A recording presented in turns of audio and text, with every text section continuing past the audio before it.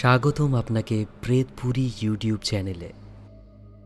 হাড় হিম করা কিছু ভৌতিক ঘটনা নিয়ে আমাদের এই নিবেদন। আজকে আপনাদের শোনাব এক ভয়ঙ্কর বটগাছতলার ঘটনা। গল্প পাঠে আমি কবির।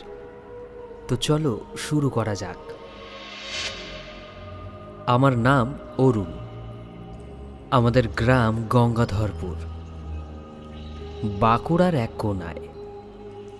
শান্ত, নির্জন আর একরাশ গুজবে ভরা। তাদের মধ্যে একটা গুজব, না, গুজব বলাটা ভুল, সেটা হলো মরা বটতলা। একটা শুকনো বটগাছ, তার নিচে কেউ দাঁড়ায় না, বসেও না, এমনকি থামেও না। লোকেরা বলে ওখান থেকে ডাক আসে, আর সে ডাক কেউ শুনলে আর ফেরে না। আমি শহর ফেরত ছেলে, ভূতের গল্প শুনে হাসি।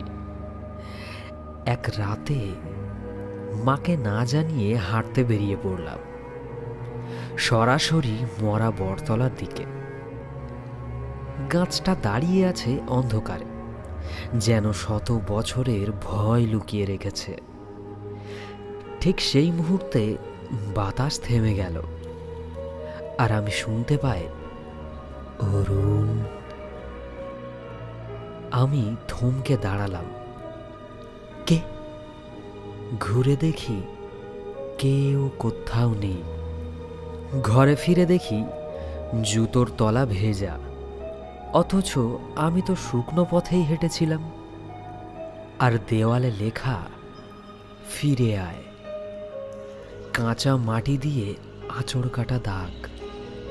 মা বলে রাতে ঘুমের মধ্যে আমি নাকি উঠে দরজা খুলেছিলাম, কিন্তু আমি তো জানিই না।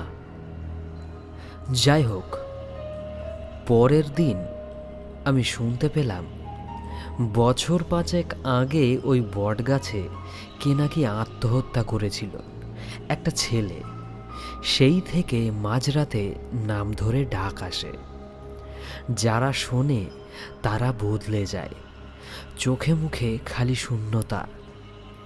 আমি ভাবলাম এ তো গল্পই, কিন্তু সেদিন রাতে আবার সেই ডাক, অরুণ, অরুণ, ফিরে আয়। আমি দরজা খুলে দেখি একটা ছায়া দাঁড়িয়ে, মাথা নিচু, হাতে দড়ি, মুখে গর্তের মতো ফাঁকা শূন্যতা। আমি পেছন ঘুরে দরজা লাগালাম। আয়নার সামনে দাঁড়িয়ে আমি দেখি আমি একা না, আমার পেছনে দাঁড়িয়ে সেই ছায়া। সে বলল, ডাক বাইরের নয়, তোর ভেতর থেকে উঠছে, ফিরবি। হঠাৎ আমার হৃদস্পন্দন যেন নিঃশব্দ হয়ে গেল। পরদিন সকালে চারিদিকে খবর পড়ে গেল, মরা বটতলার নিচে পাওয়া গেছে অরুণকে, আর গাছের ডালে বাঁধা দড়ি। আজও মাঝে মধ্যে রাত 11টার পর শোনা যায়, অরুণ, ফিরে আয়। তুমি যদি কোনোদিন মরা বটতলার পথে হাঁটো, ডাক শুনলেও ফিরো না। তো কেমন লাগলো আজকের এই গল্প?